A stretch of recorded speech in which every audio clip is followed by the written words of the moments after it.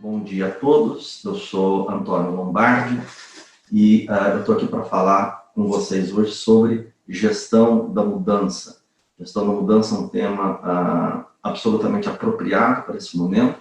Não é um tema recente, não é um tema novo, mas é um tema de muito interesse porque ele envolve não só empresas, mas ele envolve pessoas e é um assunto que vem cada vez mais atraindo atenção, especialmente por conta desse momento de pandemia que nós estamos vivendo e que, apesar de termos melhores informações do que há 2 meses, ainda não temos tantas informações assim que nos permita delinear o que será o futuro, e é disso que a gente vai falar um pouco também, futuro. Então, vamos começar.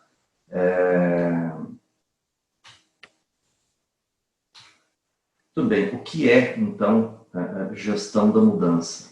Afinal de contas, o que é isso, né? Gestão da mudança, no seu sentido mais clássico, é o aspecto humano dos projetos de transformação pelos quais passam as indústrias, as empresas. Não só isso serve para qualquer tipo de empresa, indústria de manufatura, de serviços, qualquer tipo de setor da economia se aplica esse tipo de técnica. E ele trata das ferramentas que são necessárias para se administrar pessoas e esses processos todos de transformação pelos quais empresas passam, e as empresas passando por esse processo de transformação, é necessário que profissionais passem por esse processo de transformação também.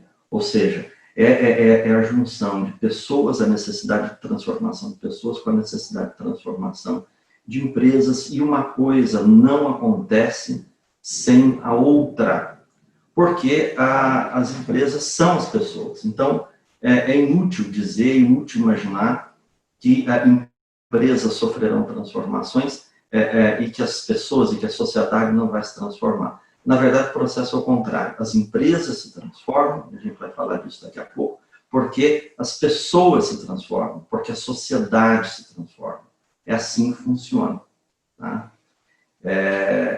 O foco da mudança, dos processos de mudança, ele é sempre sistêmico e é sempre evolutivo. Mudança, transformação, é uma coisa que acontece na natureza também. As espécies evoluem, a natureza evolui, espécies novas surgem, espécies antigas são extintas e assim por diante. Então, todo o processo, quando a gente vai engajar a nossa empresa num processo de mudança, de transformação, ele tem que ser sistêmico, ou seja, tem que fazer parte de toda a estrutura da empresa, e eu repito, não importa se é uma empresa pequenininha, se é uma pequena imobiliária, se é um pequeno prestador de serviços, se é um hotel, se é um grande operador naval, logístico, se é uma grande indústria de transformação, indústria de manufatura, de produtos finais, não importa. Isso cabe em qualquer negócio. Qualquer negócio. Então, se a mudança ela não passa a fazer parte do jeito que a empresa faz negócio, do jeito que você trabalha como profissional, não funciona. E se não é um foco evolucionário, ou seja, para te colocar para frente, para te mandar para diante, não funciona. E é isso muito do que a gente está vivendo nesse momento. O mundo que existia até o dia 15 de março, ele acabou. Nós estamos na iminência de um mundo novo, e a grande questão é essa: que mundo é esse que nós vamos construir? O que é que nós vamos construir? Isso é muito importante. Muito importante para que todos nós saibamos que depende das construções que nós fizemos agora. Então, tem de ser evolucionário, tem de ser para nos melhorar, sempre. Quando a gente trata de um negócio ou da carreira da gente, seja o que for, todo o processo de mudança ele tem que necessariamente focar em uma mudança de cada vez, focar na mudança da vez. Porque todo profissional, toda empresa, por menor que seja, por maior que seja, tem sempre muitas necessidades, muitas coisas a serem entendidas, muitas mudanças a serem feitas. E é muito importante que a gente foque em uma coisa de cada vez, porque senão a gente perde foco perde energia e não chega a lugar nenhum. Então, muito importante, foco na mudança da vez. Sempre. Sempre, de qualquer maneira. Tá? E é importantíssimo que tenha uma pessoa, alguém responsável por gerenciar, por tomar conta do processo de mudança. Quando a gente tem uma empresa pequena, no meu caso, por exemplo, eu sou uma empresa de consultoria, eu sou uma boutique de consultoria. Eu tenho uma sócia e eu tenho poucas pessoas que trabalham comigo, diversos profissionais que trabalham comigo por demanda. Em geral, quem toma conta disso tudo, de todos os processos, sou eu. Não adianta imaginar que nós vamos coletivamente cuidar dessas coisas, porque não adianta. Aquele ditado antigo, cachorro que tem muito dono morre de fome, é verdade. Então, não caiam nesse conto do vigário de gurus de gestão, de que nós vamos abraçar a causa juntos, nós vamos cuidar disso tudo juntos. Sim, são construções coletivas, nós dependemos uns dos outros, mas tem que ter, essa criança tem que ter um pai, tem que ter alguém responsável, tem que ter uma pessoa para cuidar disso aí. Senão, o processo não anda, senão a coisa não vai acontecer. Né? Nos negócios, ao contrário da natureza, as mudanças, as inovações, as transformações, elas acontecem sempre quando eu quero, porque eu quero. E essa é a grande questão dos processos de gestão da mudança. A gente manter sempre um olho muito atento nas pessoas, que são a sociedade. Quando as pessoas se transformam, quando a sociedade se transforma, essa mudança vai reverberar na nossa empresa, vai reverberar na nossa atividade comercial também. E se a gente não se prepara para a mudança, a gente é arrastado pela mudança sempre. Olha, é um caso clássico disso daí, que acho que todo mundo conhece, é a história da fotografia digital, da Kodak. Kodak era a maior empresa de fotografia do mundo, e foi um engenheiro da Kodak que inventou a fotografia digital. Só que a empresa não teve essa percepção de que a sociedade estava mudando, e não levaram a fotografia digital adiante. E a resposta que deram para esse engenheiro foi: olha, esquece, isso é ridículo. Ninguém vai querer ver foto na tela de um computador. A Kodak faliu. Esse foi um dos motivos da Kodak ter falido. A Kodak quebrou, a maior empresa de fotografia do mundo quebrou. A Sony saiu na frente, lançando a fotografia digital. A Sony, na época, não era uma empresa forte em imagem de fotografia, saiu na frente com a primeira câmera digital, que ainda usava aqueles disquetes grandes. Gente, a Kodak acabou. E isso é um exemplo de falta de atenção ao mercado, falta de atenção ao que a sociedade está demandando. Tá? Então, como eu disse para vocês, não são as empresas que mudam. Empresas são seres inanimados. Né? O que mudam são as pessoas. As pessoas mudam. Né? Então, nós temos, no caso, o Jornal da Orla, por exemplo, um veículo de comunicação que sofreu muitas mudanças ao longo do tempo. Né? Os jornais eles sofreram a chegada do rádio, e tiveram que se reinventar, sofreram a chegada da TV, se reinventaram, depois a chegada da internet, se reinventaram. E eu me lembro, assim como a história da fotografia digital, quando a internet chegou com força, alguns portais de notícia, grandes jornais do mundo inteiro diziam: imagina, quem é que vai querer ler notícia na tela? Imagina. Gente, atualmente tem jornais que são exclusivamente digitais. Eles acabaram as suas edições impressas. Então, tudo isso mudou. Os jornais deixaram de existir? Não. As empresas de notícias deixaram de existir? Não. Elas se transformaram. Você tem que ter o olho atento para a transformação, porque as pessoas mudam. As pessoas que trabalham dentro das empresas mudam. O seu cliente muda. O seu prestador de serviço muda. O seu fornecedor muda. Tudo isso se transforma. Tá? Agora, o que é que causa mudança? Essa é uma pergunta muito recorrente que me fazem. Tá, mas o que é que dispara a mudança? Várias coisas podem disparar a mudança. Tá? Eu vou ficar com a globalização, mas depois eu vou falar das pessoas, do processo interno. Tá? Nós vamos começar de fora para dentro. Eu escolhi esse processo que eu achei mais didático. Então, nós vamos ficar com globalização. O fenômeno da globalização econômica é um troço muito antigo, mas que tomou muito corpo nos anos 90, essencialmente. Na segunda metade dos anos 90, mais força, só se falava de globalização. No início dos anos 90, a União Europeia, com muita força. Mercosul, na segunda metade dos anos 90, porque a internet já estava mais firme, acontecendo de maneira mais contundente. O fenômeno da globalização, ele ganha corpo e vira um grande assunto do final dos anos 90 para o início do novo milênio. Então, nós vamos ficar com a globalização porque não é um assunto novo, todo mundo conhece e fica mais fácil de todo mundo acompanhar o raciocínio. Então, a globalização foi um vetor de mudança, um vetor de transformação em muitos negócios. Então, nos anos 80, começaram a haver diversas mudanças tecnológicas. Como todo processo de mudança, o que é que acontece? A primeira coisa que acontece é a resistência. Todo mundo adora a mudança, mas na casa do vizinho. Né? Quando a mudança é para si, a coisa fica um pouco desagradável. Né? O exemplo disso é que, por conta da pandemia, muita gente foi direcionada a trabalhar em casa. Muita gente sonhava com isso, muita gente achava que isso seria legal, só que agora virou realidade, uma realidade inexcusável, está todo mundo em casa. Tem gente adorando, tem gente odiando. Tá? Muito possivelmente as pessoas que estão adorando farão disso um novo jeito de trabalhar, mesmo que não sejam profissionais autônomos, profissionais liberais, como advogados, por exemplo, podem trabalhar a partir das suas casas, tranquilamente. Outros preferirão voltar para o escritório.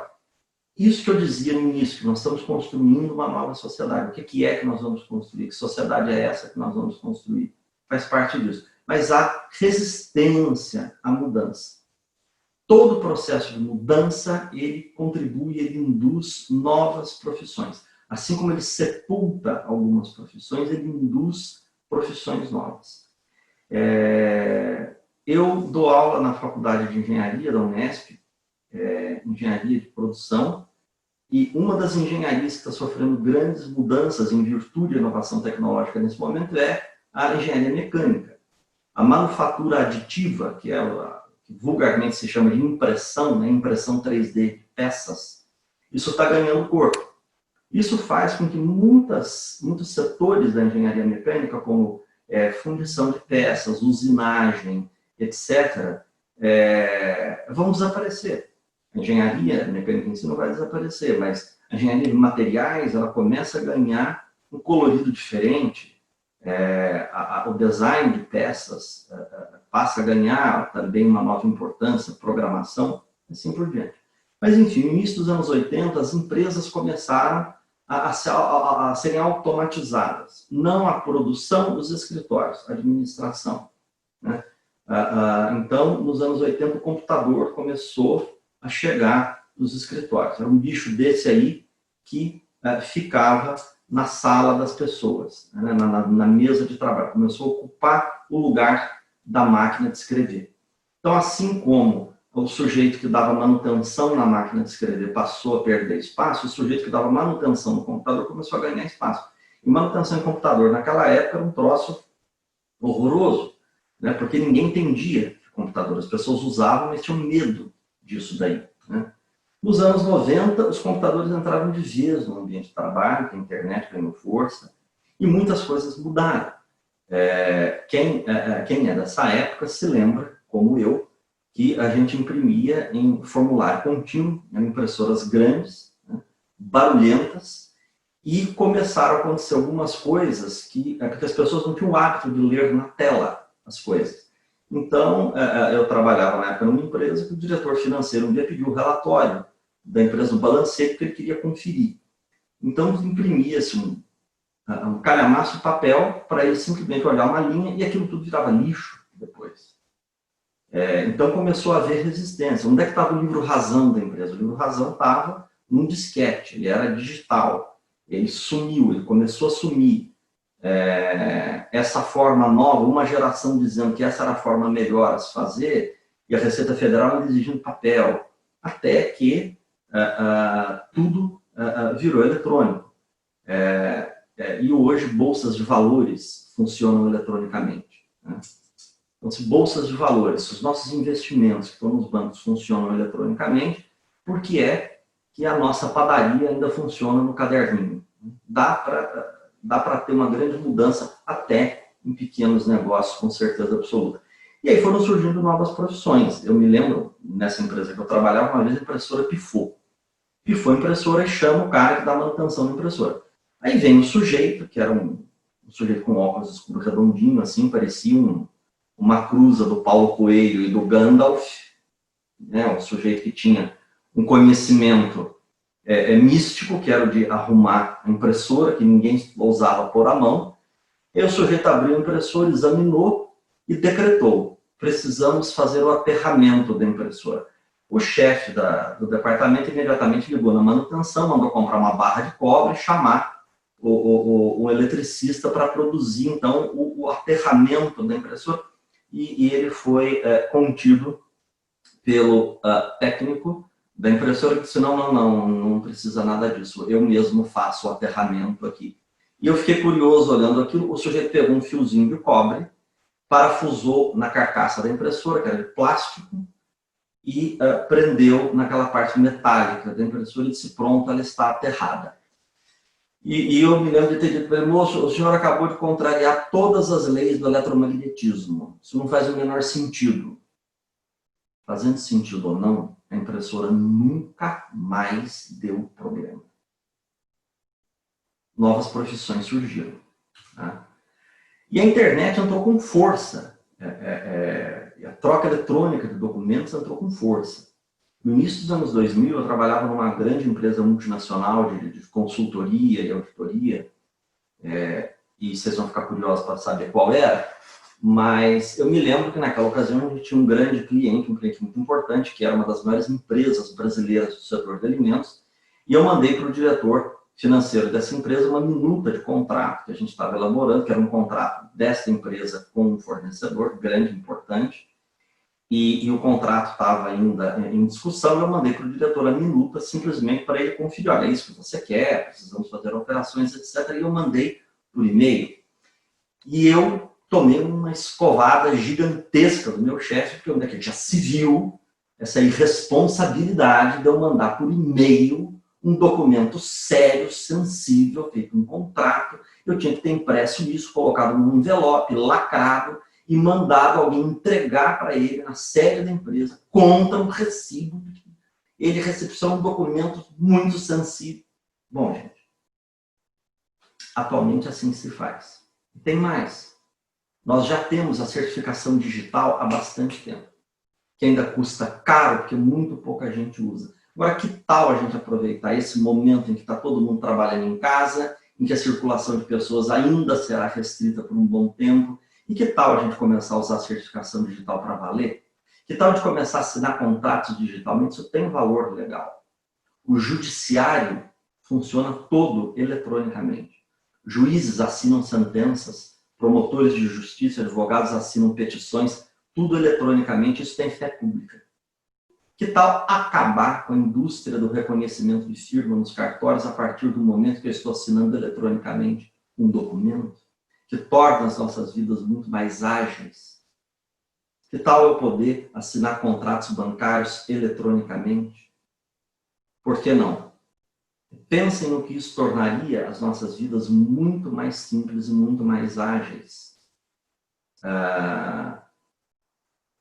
O Norman tem uma pergunta aqui: se você acredita que há uma necessidade de saber fazer a gestão da mudança por parte de CEOs e gestores das organizações, o quão avançados estão abertos a mudar? Norman, isso é essencial. É essencial que o nível máximo das organizações esteja qualificado a fazer processos de gestão de mudança. Agora, quanto a ser abertos a mudar, olha, isso é muito sensível. Porque a gente tem nas grandes organizações a famosa zona de conforto. Zona de conforto estamos todos bem, estamos todos acomodados aqui onde nós estamos, está todo mundo recebendo seu salário, não mexe. Só que esse é um equívoco, como eu comentei da Kodak agora há pouco. Se o CEO, o C-Level, né, todo o presidente, vice-presidente, toda a diretoria da Kodak tivessem abertos à mudança, talvez a empresa não tivesse falido. Por outro lado, há o risco de que a empresa passe a sofrer um processo de transformação orgânica levado pelos funcionários e que seja irresistível essa mudança e que isso custe o emprego do CEO. Então, é essencial que eles estejam abertos a isso e é essencial tocar nesse assunto no webinar futuro que você vai conduzir sobre gestão. Isso é fundamental que isso aconteça, para que as empresas possam avançar. E nesse momento nós estamos precisando exatamente dar saltos. E nós precisamos dar saltos também no coração, na cabeça. Nós precisamos dar esse pulo. Mas seguindo aqui, eu lembro sempre das agendas eletrônicas, né? Porque eu acho sempre engraçado que eu comento isso das agendas eletrônicas, né? Que eu digo que as agendas eletrônicas surgiram nessa época, final dos anos 80, começo dos anos 90, elas nunca mais foram embora. E tem muita gente que diz, eu nunca usei agenda eletrônica, eu não uso isso. Olha, você usa sim, você usa aqui no seu celular. Você usa a agenda do seu celular, que é simplesmente a evolução dessa agenda eletrônica que passou a ser incorporada no celular e no computador e assim por diante. A fotografia digital, como eu já mencionei, isso revolucionou a vida das pessoas. Quando a fotografia digital começou, que eram câmeras enormes, funcionavam com disquetes, isso era uma coisa de bacana, né? Ou de grandes empresas, nossa, os caras têm foto digital, uau! Tem gente hoje comprando celular porque a câmera é melhor. Tá? Essas coisas transformaram a vida das pessoas. A informação, a Primavera Árabe, quando aconteceu, nós ficamos sabendo de tudo que aconteceu dentro do Irã, no Egito, por que as pessoas têm celular e por que tem internet. Nós estamos sabendo nessa semana que passou de tudo que está acontecendo nos Estados Unidos, todas as manifestações, por que existe a mídia digital. Isso é uma outra grande transformação. Então, nós temos aí os veículos de comunicação sendo colocados em xeque quando dão uma determinada informação e a população começa a dizer, olha, não é isso que está acontecendo, eu estou aqui. Isso mexe muito com a estrutura da sociedade, com a maneira como a gente interage com a sociedade e empresas com a sociedade. Os telefones celulares, eles se tornaram uma ferramenta óbvia de trabalhar. Quando o celular começou e a gente via na Avenida Paulista alguém andando na calçada falando no celular, aquilo soava extremamente pedante para todo mundo, porque celular era muito caro. Hoje o celular é ferramenta óbvia de trabalhar. Ferramenta óbvia. E não só o celular, por conta do telefone em si, mas com tudo que vem junto. Né? E para vocês terem uma dimensão de tempo, ou seja, em 2001, a Apple introduziu o primeiro iPod, que foi uma revolução na época. Já existiam, claro, tocadores de MP3, um MP3 player, mas o iPod ele revoluciona o mercado. O iPod não existe mais. E em 2007, a Apple introduziu, pouco mais de 10 anos, a Apple introduziu o primeiro iPhone, que transformou completamente a maneira como os celulares são produzidos, isso se tornou um objeto de desejo, e a partir disso, a maneira como a gente passou a interagir com fotografia, depois veio mídia digital, a própria internet, porque esse I na frente dos produtos da Apple, o Steve Jobs deixava muito claro, é de internet. Ele concebeu tudo isso já para ter interação com a internet numa época em que essa interação com a internet não era óbvia, bem lembrado. Tá? Então a gente termina os anos 90 com um bicho desse aí em cima da mesa, e nas empresas quem era mais bacana era quem tinha um desse com mais botão. E a gente começa o século XXI um negócio desse no bolso, que não é só um aparelho de comunicação, não é só para você falar com as pessoas. Isso passa a ser uma plataforma. E isso importa na maneira como as empresas são administradas, como os negócios são feitos, na mobilidade e agilidade de profissionais, dos mais variados matizes. Então, esse conjunto de coisas foi um conjunto de coisas que disparou a mudança. Tá? Agora, por que a gente precisa administrar a mudança? Né? Em 1982, o Julian Phillips, que era executivo dessa empresa do lado, a McKinsey, que é uma das maiores empresas de consultoria do mundo, esse cara mudou o jogo completamente no que se refere à gestão de mudança. Esse cara publicou um artigo acadêmico, que trouxe um conceito tão revolucionário que, na época, em 1982, ninguém entendeu o que ele estava dizendo.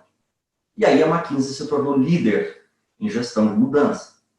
O que esse artigo dizia, essencialmente, é o seguinte, que aquele conceito tradicional, uma pessoa que entra para trabalhar numa empresa como estagiário e que vai se aposentar naquela empresa, isso tinha acabado. As pessoas estariam, a partir daquele momento, cada vez mais centradas na própria carreira, em cuidar da própria carreira e buscar o que seria interessante para elas, em termos profissionais. E que as empresas deveriam passar a cuidar, a serem administradas tendo essa informação em vista, e que isso mudaria a relação das empresas, não só com seus funcionários, mas com o mercado.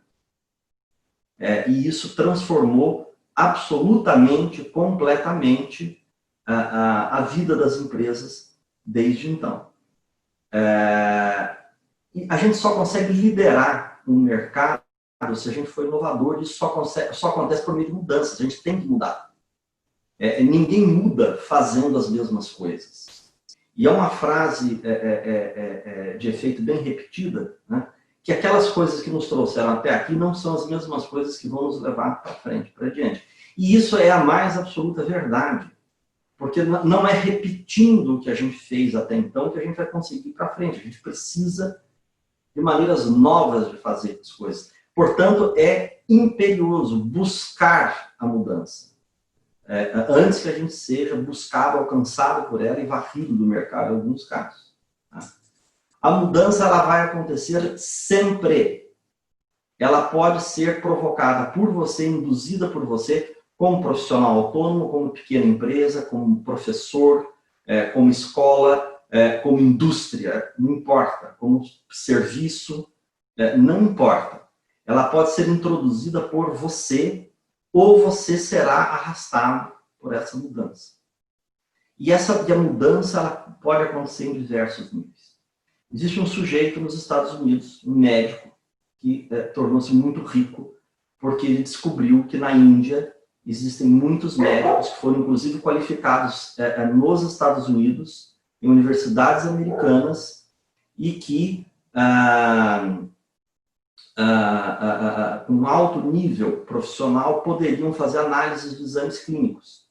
O que que esse cara fez? Ele montou, nos Estados Unidos, um laboratório, onde ele colhia amostras, mandava para a Índia por avião, elas eram processadas, avaliadas, os laudos emitidos e enviados por e-mail para os seus clientes nos Estados Unidos.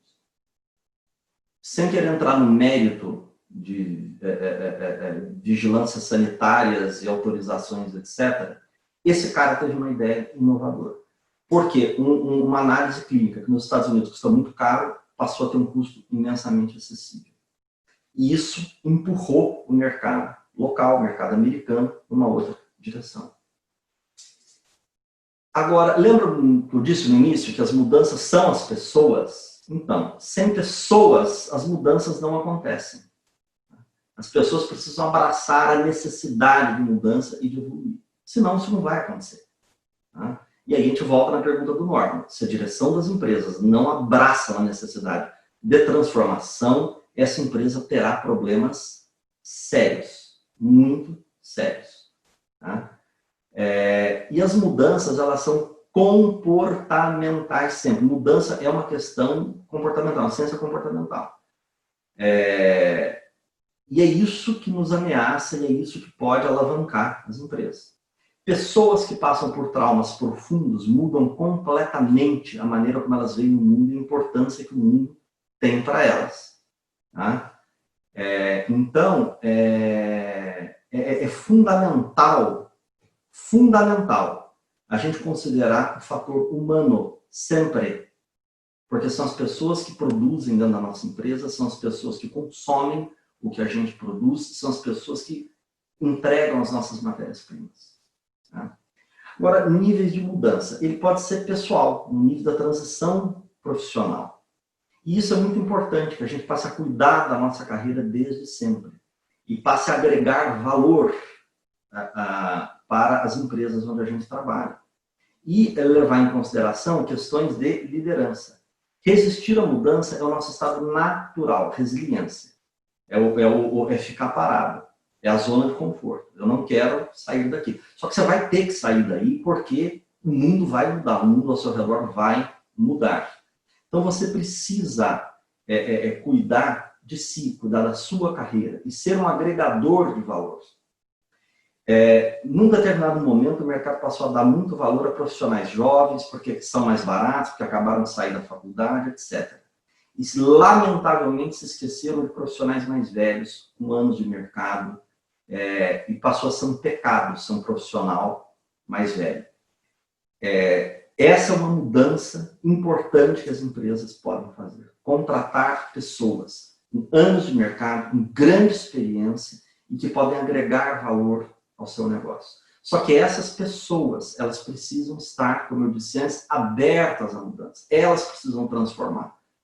Elas precisam entender que existe um mundo novo batendo na porta, que existem tecnologias novas, mas toda a experiência delas pode apontar na direção justamente das mudanças que a gente precisa fazer.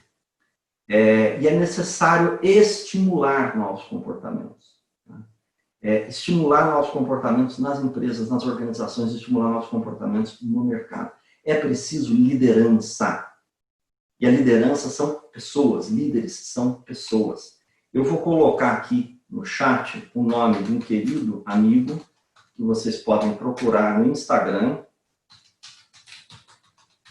e que trabalha, é um dos melhores profissionais no Brasil de liderança, equipes de alta performance, e que trata disso com muito carinho, com muito cuidado, essa necessidade da transformação, a aquisição de competências, as competências que você precisa ter para viver nesse novo mundo. No nível corporativo, ele deve ser coletivo.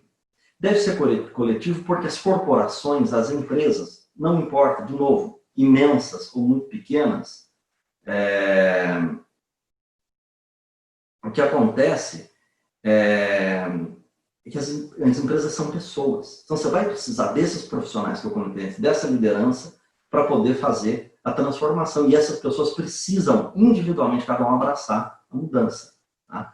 Não tem manual para isso, gente. Cada processo de mudança é único. E ele deve ser instituído de acordo com a empresa, de acordo com a cultura da empresa, de acordo com a cultura que tem de ser transformada, que tem de ser mudada, tá?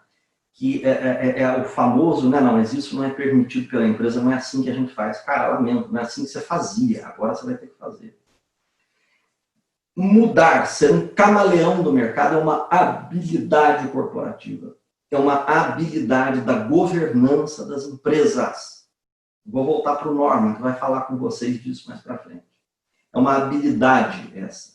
E a habilidade a empresa não se governa sozinha, ela se governa por pessoas, e a gente volta nesse nosso assunto aqui.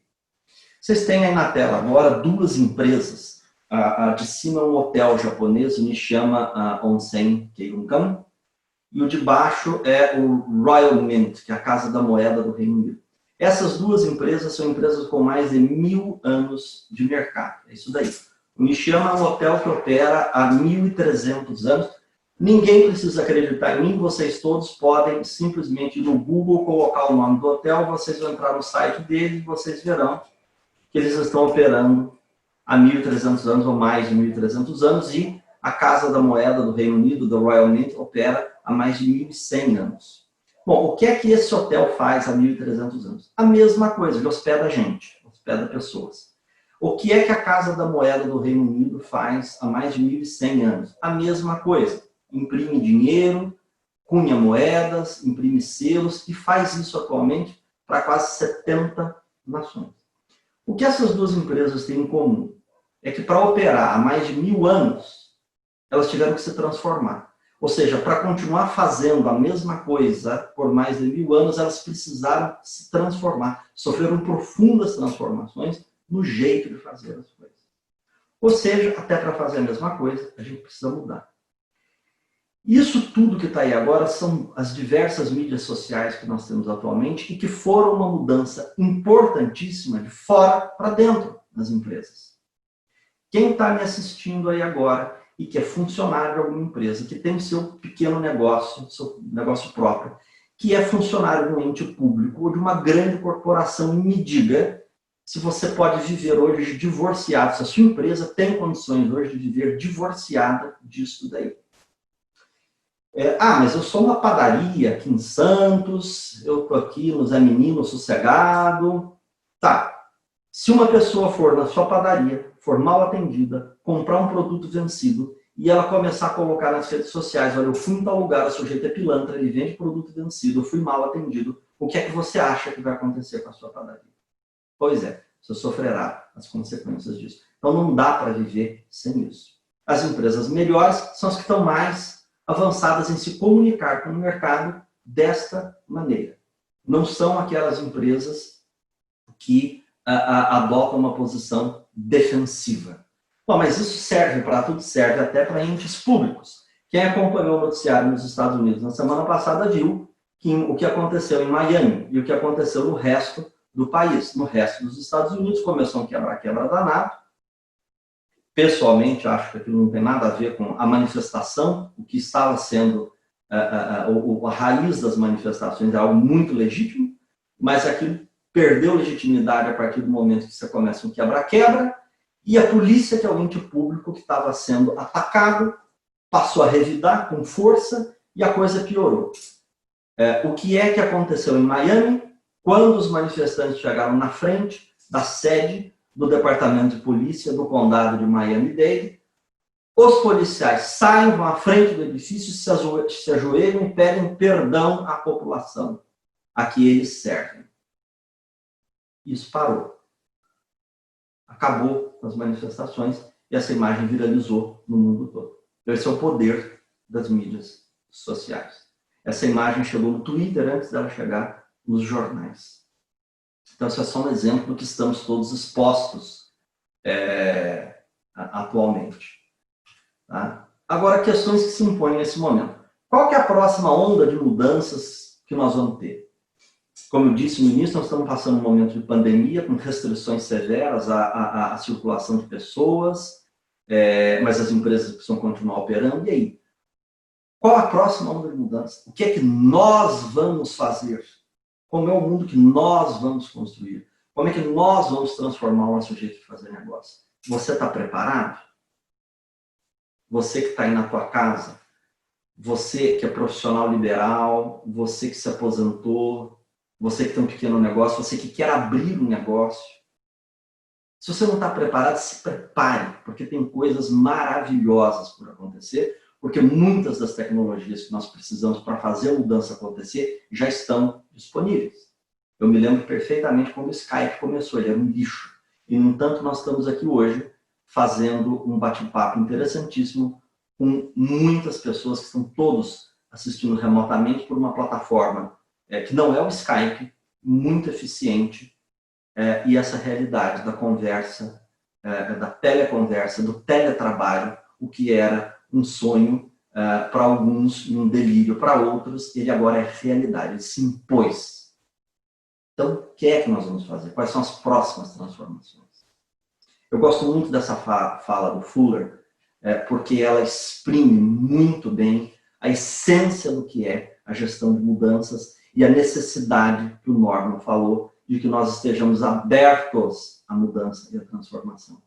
É exatamente isso que eu acredito. A gente não destrói as coisas, a gente não transforma destruindo, vilipendiando nada. A gente constrói paralelamente uma realidade nova que é a realidade que está sendo demandada por pessoas, e essa nova realidade simplesmente se impõe e transforma em obsoleta a realidade anterior.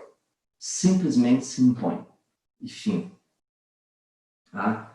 Eu tenho alunos que são meus orientados, alunos de graduação. Eu tenho feito reuniões de graduação, de orientação com eles semanais. É um volume de reuniões muito maior do que eu faria se elas fossem presenciais lá na universidade. Nós ainda não sabemos o que vai acontecer com o calendário acadêmico, mas todos os meus alunos estão com seus trabalhos de graduação absolutamente em dia. Graças ao teletrabalho. Eles trabalhando lá na casa deles, eu trabalhando daqui do meu escritório, e nós nos conversando semanalmente por vídeo. Agora, ferramentas...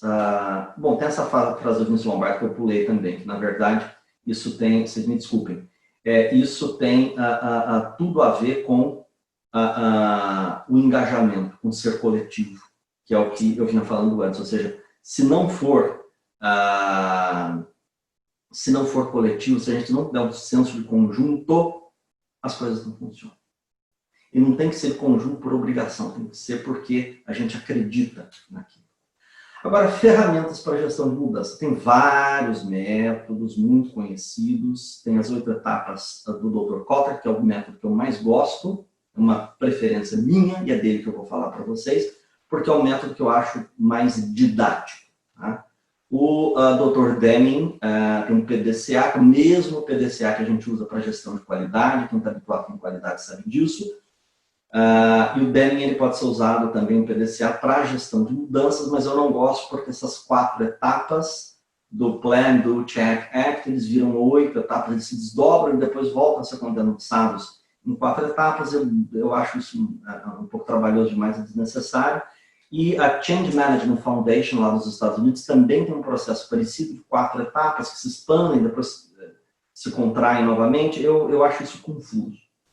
Qual método que eu vou usar na minha empresa? Você vai usar o que você quiser usar.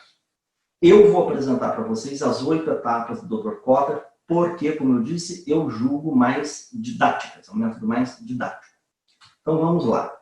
Como é que você faz a implementação disso daí? A primeira coisa é que você precisa criar um senso de urgência, ou seja, você percebeu que existe a necessidade de uma mudança, um determinado tipo de mudança da sua empresa, no seu mercado, enfim.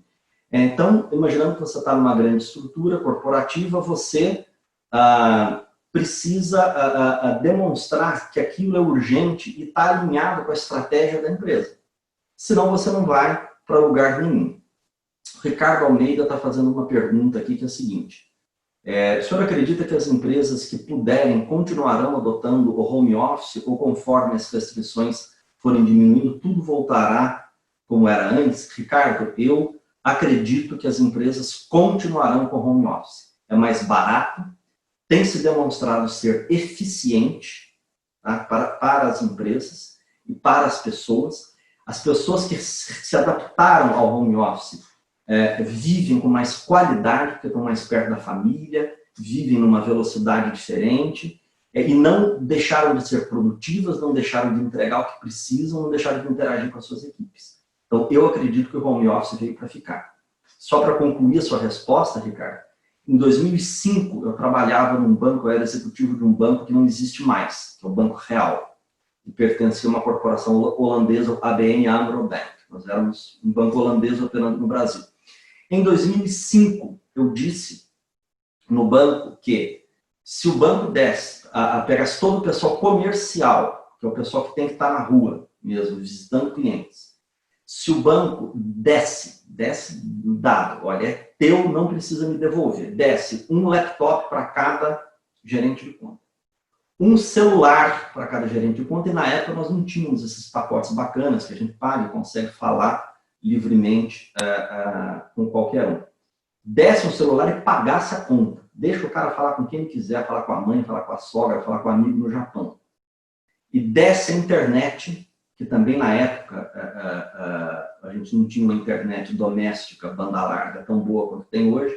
Se o banco desse essas 3 coisas, para o sujeito trabalhar na casa dele, então, vai trabalhar na tua casa, Só apareça aqui quando a tua equipe demandar alguma reunião, etc. No mais, fique na tua casa e da tua casa vá visitar os seus clientes.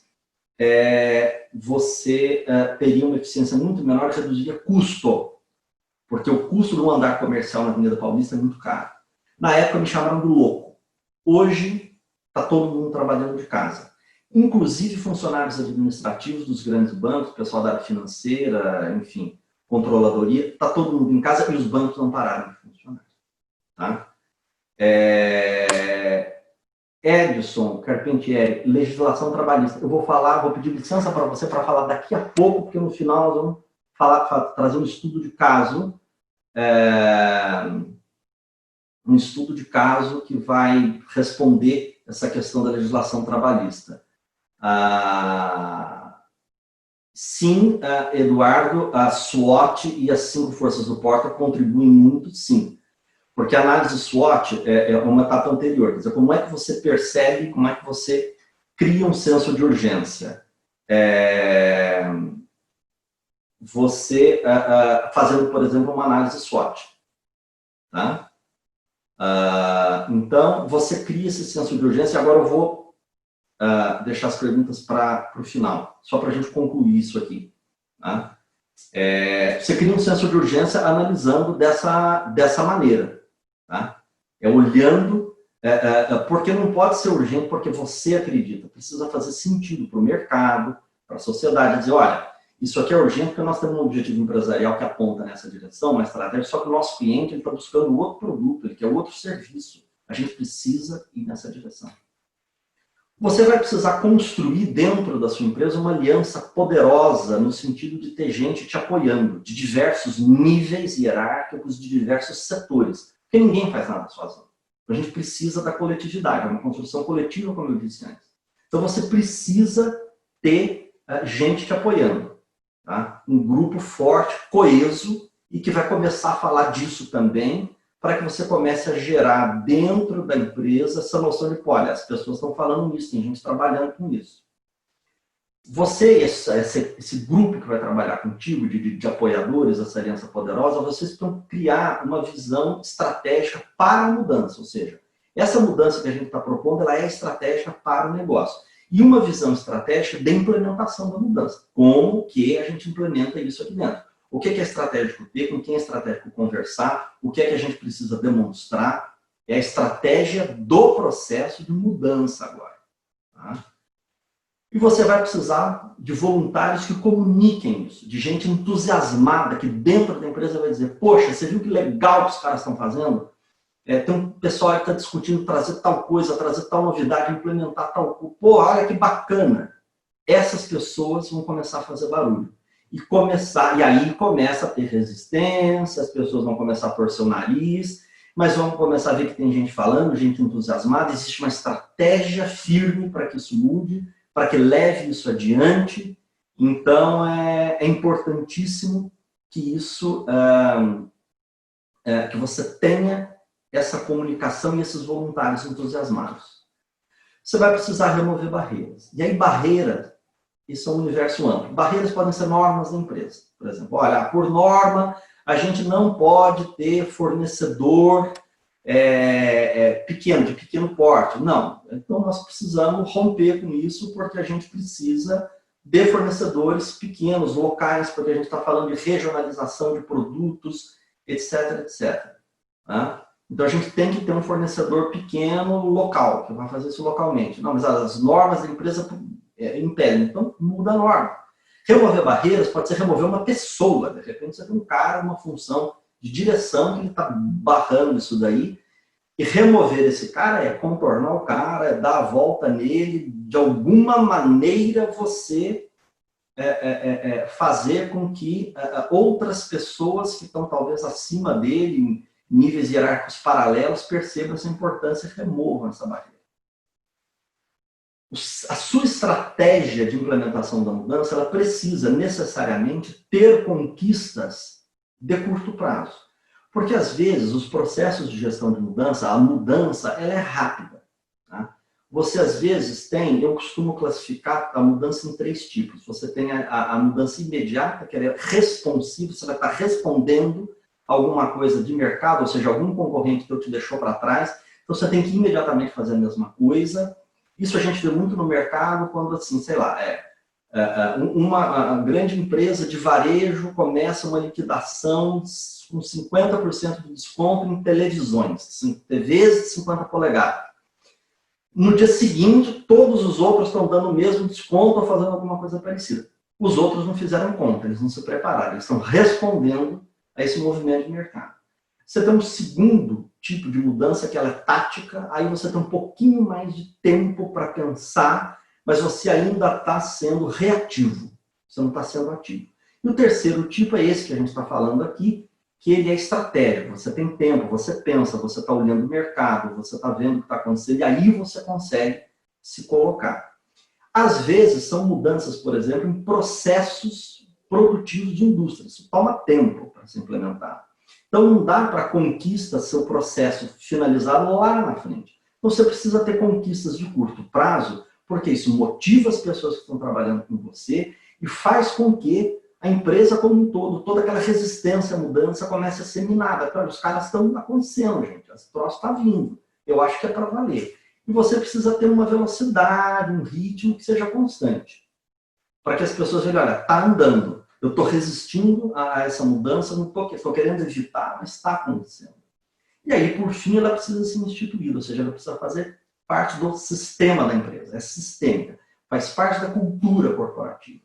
Cultura corporativa é a maneira como a empresa se relaciona com funcionários, com clientes, com fornecedores. Então, a maneira como ela interage com todo mundo, com todos os seus stakeholders. Isso vira parte do jeito de fazer negócio. Tudo isso que eu comentei com vocês aqui, ela acontece mais ou menos dessa forma, esse gráfico para dar uma ideia, uma materializada para vocês. Agora, isso é mais complexo. Se for o caso, não sei, vocês precisam, aí, quem tiver interesse, demandar do Jornal da Orla, a gente de repente fala só disso numa outra ocasião, lá para frente, porque isso é mais complexo, tá? Isso é mais complexo, isso demanda mais tempo para poder abrir cada uma dessas etapas. Mas, em geral, essa é uma visão panorâmica de como as coisas acontecem. Tá? Agora, eu vou fazer uma breve apresentação de caso para vocês, que eu comentei ali na frente. Eu vou aproveitar para falar de legislação trabalhista e que isso precisa, nós necessariamente, essa é uma das barreiras que a gente vai ter que transformar daqui para frente. Então, vamos lá, vou apresentar para vocês uma cidade que fica no estado do Oregon, nos Estados Unidos, que é Portland. Portland fica aí onde está essa estrelinha. Fica às margens do rio Columbia, entre o rio Willamette e o rio Columbia, que é um dos rios mais importantes dos Estados Unidos. O Oregon é pouco conhecido aqui no Brasil, mas é um estado muito, muito interessante. E Portland é uma cidade mais interessante ainda. Foi uma cidade que surgiu da exploração de madeira, porque ela está no meio de uma floresta grande, e foi trampolim para a Corrida do Ouro, que aconteceu no Alasca. Dali saíram grandes embarcações para o Alasca. E essa cidade, em 1969, exatamente, ela faliu. Faliu porque acabaram as florestas, a cidade não era tão industrializada assim, um entroncamento ferroviário importante, mas era um pátio de manobra de ferrovia, de transbordo de carga. A cidade faliu. E aí, em 1970, teve um prefeito, teve um único mandato de 4 anos, que transformou a cidade completamente. Ou seja, é gestão da mudança no nível do município, da comunidade como um todo. A cidade, ela tinha essa aparência nos anos 70. Uma cidade americana como qualquer outra, com autopistas, viadutos, uma ocupação urbana bastante desordenada. Essa cidade, ela era, como eu disse, pátio de manobras de ferrovia. Se vocês estão vendo meu mouse aí na tela, bem aqui, é a estação de trem da cidade, que quem opera lá é a Union Pacific, então é uma Union Station aqui. E toda essa área ela é de pátio de ferrovia, com algumas indústrias de processamento aqui, inclusive processamento de madeira, que usavam esses pátios de manobra de trens, de despacho de carga, etc. Isso aqui era uma área horrível da cidade, perto do centro da cidade, uma área completamente desvalorizada e destituída de qualquer atrativo para a população. Essa é essa mesma área que eu mostrei para vocês hoje. Esse lugar que vocês estão vendo aí, essa rua, era por aí passavam trilhos. Esse é o Pearl District, um bairro novo da cidade. Esse bairro surge a partir do momento em que o município intervém, cria incentivos para a iniciativa privada. Uma das coisas que foi feita ali foi o congelamento do equivalente ao IPTU por 20 anos, para que se pudesse haver retomada dos investimentos nessa região. A municipalidade investiu em transporte urbano, em bondes na cidade. No momento em que o bonde estava caindo fora dos Estados Unidos, ninguém acreditava que ia funcionar. E foram investidos cerca de 100 milhões de dólares pelo município nesse novo bairro. Eu questionei o prefeito, porque eu trabalhei nessa cidade, eu prestei serviços para a prefeitura de Portland, é por isso que eu conheço esse caso. Eu questionei o prefeito da época, eu perguntei a ele claramente, falei, Sam, desse investimento de 100 milhões, isso já retornou para o município? Ele falou, já, e já retornou na proporção de 9 dólares para cada dólar investido. 9,1. Esse bairro hoje é o bairro coqueluche da cidade. Exatamente aqui funciona o Wieden Kennedy, que é uma das maiores agências de publicidade do mundo. Isso era um antigo depósito frigorífico. Esse edifício, que era uma fábrica, aqui embaixo são restaurantes, aqui em cima são lotes, são apartamentos disputadíssimos. Os pátios se transformaram em áreas como essa, que são edifícios todos com certificação LEED, pelo menos ouro, com áreas públicas absurdamente bem planejadas, edifícios como esses, e que são desejados e buscados pela população. Ou seja, é possível transformar o tecido social de maneira profunda. E isso tudo foi um grande projeto de gestão da mudança, que implicou, inclusive, no tipo de indústria que a cidade atrairia. Hoje, a maior planta da Intel no mundo fica em Portland, com o seu centro de pesquisas que fica lá. A Nike nasceu em Portland, e é uma empresa muito importante na cidade. A Oregon Iron Works, que era a Kaiser Shipyards, uma empresa importantíssima. Enfim, pesquisem sobre a cidade que vocês vão descobrir no que se tornou Portland, e isso aconteceu por conta de um grande, imenso processo de gestão de mudança, de valorização do empreendedor local, do empreendimento local, e dessa ressignificação da cidade como um todo. Muito retrofit, muita ocupação de espaço urbano, gentrificação. Tá? Pessoal, muito obrigado pela atenção de vocês. Eu desejo de coração que isso tenha sido útil. E aí eu vou terminar agora respondendo a pergunta sobre a legislação trabalhista. Lá em Portland, eu conheci uma empresa, a Queen Bee, que ela trabalha junto com uma outra empresa. A Queen Bee produz, Queen Bee de abelha rainha mesmo, eu vou escrever aqui para vocês. Queen Bee, vocês podem procurá-la na internet, no Google. A Queen Bee produz acessórios femininos, carteiras, bolsas, cintos, etc. Essa empresa ela não tinha volume de produção suficiente para ter uma oficina própria, de funcionários, etc. Então, eles se uniram com uma outra empresa que produz acessórios para bicicletas, bolsas, alforjes, esse tipo de coisa. A cultura do ciclismo é muito forte em Portland. Então, o que essas duas empresas fizeram? Essas duas empresas dividiam uma oficina e funcionários. Qual que é a inovação disso? Você dividir uma oficina e dividir equipamentos é fácil. Isso a gente não tem problema nenhum com isso. Duas empresas, duas pessoas jurídicas simplesmente racham, aí uma oficina compra equipamentos em conjunto, cada um paga metade, etc. Só que o que acontece é que elas dividem os funcionários. De maneira muito simples, assim, quem assina a carteira dos funcionários são as duas empresas. Essa é uma inovação tremenda. Isso poderia transformar muito a vida de muitas empresas aqui no Brasil. Agora, Maurício, você pode, por gentileza, mediar as perguntas, porque eu não acompanhei mais aqui eu perdi o caminho. Sequência. Sequências, enfim. Eu me lembrei dessa da legislação trabalhista, que é isso. Nós precisamos transformar e eu acho que não é com pressão de empresa, não é afrontando o sindicato, é a gente demonstrando aquilo que eu disse antes, que existe uma nova realidade e essa nova realidade precisa ser atendida. Tá? Muito bem. Lombardi, obrigado pela apresentação, excelente palestra. Em nome do Jornal da Hora, a gente agradece muito, foi um excelente bate-papo. Tem 3 perguntas aqui que a gente selecionou para você. Acho que uma você já tinha respondido, que foi a questão das empresas, se elas continuam adotando o home office a partir de agora. Acho que sim. Sim, você já eu acredito que sim.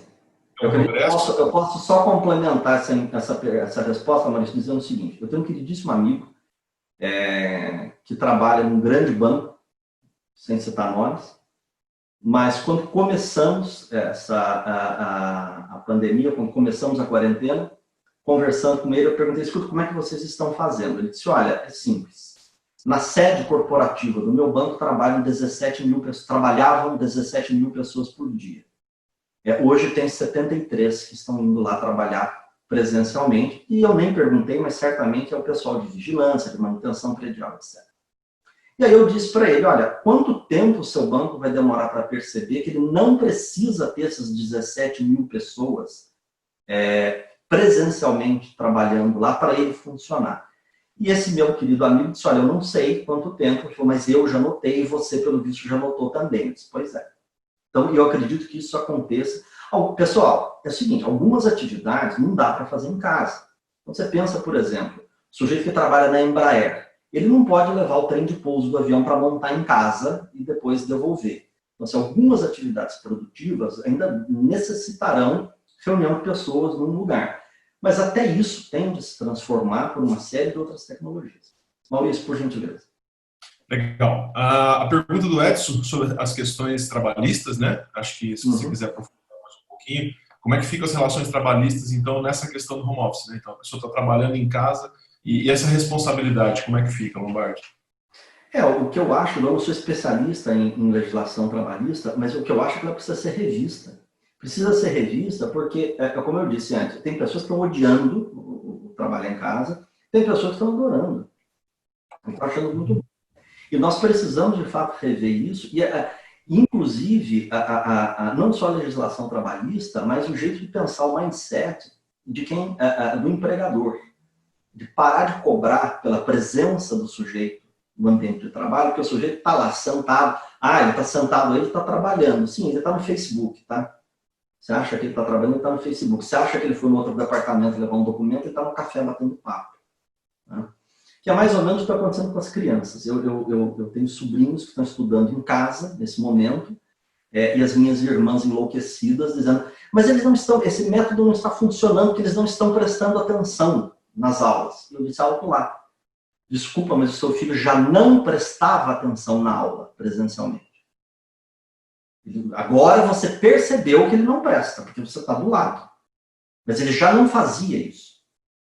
Então, a questão da relação trabalhista, do ponto de vista legal, ela precisa ser transformada para que se possa trabalhar em casa sem nenhum problema, precisa ser resolvida a questão da hora extra, tudo isso precisa... Mas já tem tecnologia para isso. Você loga no sistema, ele registra que você está logado, e você sai, ele registra, enfim. Basta boa vontade das pessoas de quererem mudar. Basta boa vontade, é simples desse jeito. Simples desse jeito. Veja, quem tem um advogado, meu advogado, que cuida das questões da minha empresa, ele trabalha da casa dele. E, honestamente, eu não estou nem aí se ele trabalha da casa dele, do Parque do Ibirapuera. Não me interessa. O que me interessa é que ele resolva o meu problema. E ele consegue resolver o meu problema porque o judiciário é digital. Ele aciona, ele peticiona no processo de onde ele estiver. Então, a questão é outra. A questão é muito outra.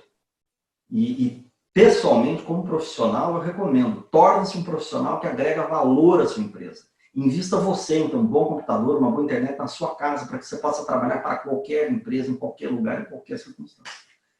Maurício. Tem uma pergunta aqui que eu acho que ela vai precisar de um desenvolvimento um pouco maior, então eu vou propor ao Jornal da Orla para soltar uma matéria, um artigo que você pode falar mais sobre a questão da análise SWOT e como as 5 forças de Porter podem contribuir para essas etapas. Então, essa pergunta fez foi Eduardo de Souza Serrano Filho. Obrigado, Sim, Eduardo. Eu respondi. É uma pergunta, uma resposta mais complexa. Você pode escrever para a gente, Lombardi? Sim, posso. Eu respondi muito rapidamente para o Eduardo, para poder. Isso de fato faz sentido nas 8 etapas do Kotter, mas sim, ferramentas de análise. Você tem, como eu disse, essas 8 etapas, elas demandam um pouco mais de detalhamento, porque é claro que você tem uma etapa prévia, né? Você não decide o que é estratégico, assim, você acorda um dia de manhã e, eu tive. O Espírito Santo conversou comigo e tudo bem, você pode até ter um sexto sentido aguçado, mas em geral demanda mais transpiração do que inspiração. Mas eu posso, inclusive o meu e-mail está na tela, esse é o meu e-mail pessoal, direto. Quem está nos assistindo e tiver depois questionamentos, dúvidas, quiser me mandar por e-mail, pode me acionar por e-mail, que eu teria o maior prazer em respondê-los diretamente. E se couber, eu escrevo também via jornal, e aí todos os demais terão acesso a essas respostas. Mas podem me acionar diretamente, sem nenhum problema. Legal. Lombardi, a última pergunta, só para a gente encerrar, que já Sim. são meio de 10 praticamente. A Júlia está perguntando como é que fica. Acho que essa questão do home office ainda está sendo um tema muito interessante, porque as pessoas. É um mundo novo, né? Então, você está na sua casa, a gente está na nossa casa, a maioria das pessoas que estão assistindo estão em casa. Essa hora, o pessoal está assistindo do escritório, né? Quem está trabalhando, quem está no mercado.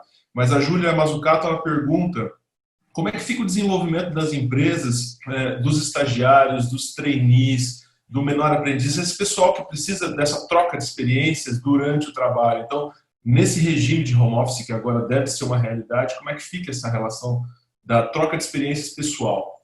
Olha, eu acho que ela não deve ser extinta, o contato físico, mas a socialização vai mudar. Veja, eu tenho alunos que são meus orientandos e que estão começando o estágio a partir de casa. Eu tenho alunos que estão trabalhando em grandes corporações multinacionais na área financeira, fazendo análise financeira de casa. E eu sei disso porque as minhas reuniões de orientação com eles, quando a gente vai marcar o horário, alguns dizem, professor, eu posso a partir das 17, porque até as 17 eu estou trabalhando. E eles estão em casa. Tem um garoto que é de Belo Horizonte, ele está na casa da avó. E eu sei disso porque ele fala, não, estou aqui na casa da minha avó e eu estou trabalhando, depois eu posso, depois das 17 eu posso. Então, isso continua. Eu estou orientando alunos a trabalhar remotamente. Eles produzem, me mandam, eu analiso, devolvo, eles produzem. Então, do ponto de vista de estágio, isso talvez não seja um grande problema.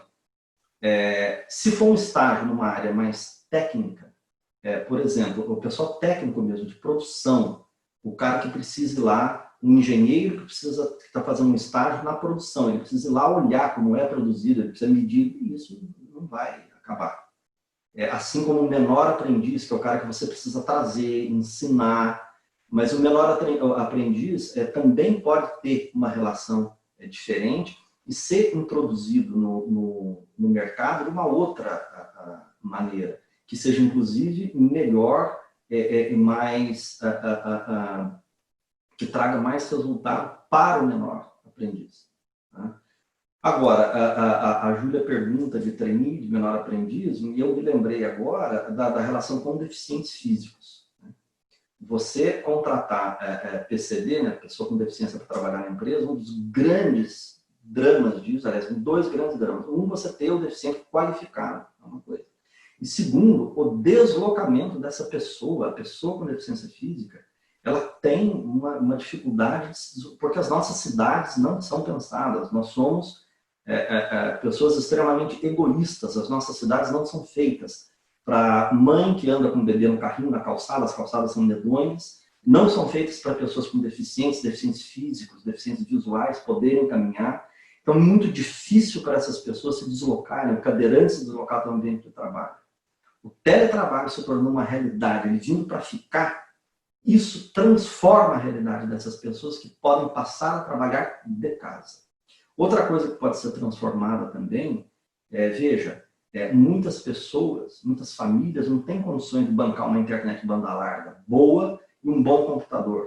Bom, então que tal a gente passar a ter políticas públicas? Nós temos bancos públicos no Brasil, nós temos Banco do Brasil, nós temos Caixa Econômica Federal, o próprio BNDES, que tal fazer o S de social do nome do banco passar a valer e a gente criar uma linha de financiamento em larga escala de microfinanciamentos para que essas pessoas possam adquirir bons equipamentos.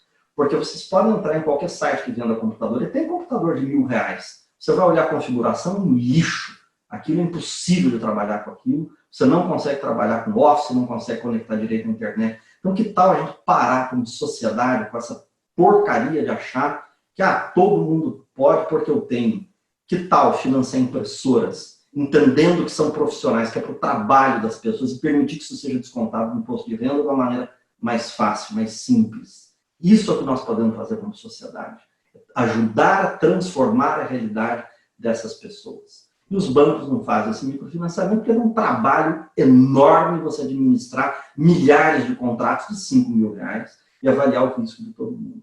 Mas isso sim é uma postura de Estado. Isso é algo que o município pode fazer. O município pode ter um banco de microcrédito para financiar esse tipo de coisa. Transformar a cara da sua cidade, transformar a população, investir em educação à distância para essas pessoas. Isso tudo pode... como eu digo, desculpa se eu estou me alongando, porque realmente me empolga muito tudo que pode acontecer com essa pandemia, todas as mudanças imensamente positivas que podem acontecer. Mas eu prometo que eu escrevo sobre isso. Muito bem. Lombardi, pegando o gancho do que você falou, enquanto o governo municipal, federal, estadual não age da maneira ideal, acho que a gente tem um tema muito legal na próxima semana, no webinar aqui no Jornal da Orla, às 11 horas da manhã, na segunda-feira, a gente está falando sobre empreendedorismo social e microcrédito, como as empresas estão crescendo através de pequeno crédito oferecido pelas instituições financeiras. E a gente vai falar com o Jerônimo Ramos, que inclusive está assistindo agora a gente aí. Ele é um especialista, um dos maiores especialistas do Brasil, talvez do mundo, em microcrédito, e vai ser um bate-papo muito legal. Olha, eu tenho o orgulho e a satisfação de dizer que eu trabalhei com o Jerônimo, não junto dele, mas de maneira correlata à área dele, no Banco Real, e ele fez um trabalho extraordinário no microcrédito.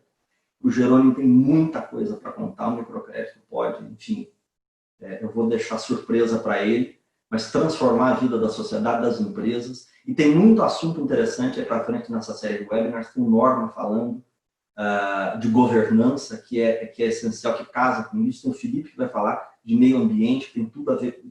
Tudo não são temas isolados, nenhum desses.